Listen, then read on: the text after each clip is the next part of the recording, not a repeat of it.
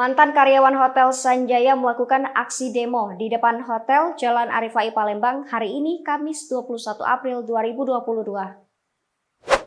Nampak puluhan karyawan Sanjaya Hotel menggelar aksinya dengan tuntutan uang pesangon dari pihak hotel setelah terkena PHK dampak dari krisis pandemi tahun 2020 lalu.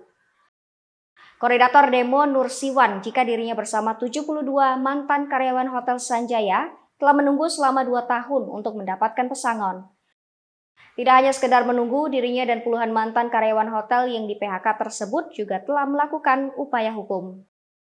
Sementara sebelumnya puluhan mantan karyawan PT Sanjaya Internasional mendatangi kantor Dinas Ketenagakerjaan Palembang Rabu 22 Juli 2020.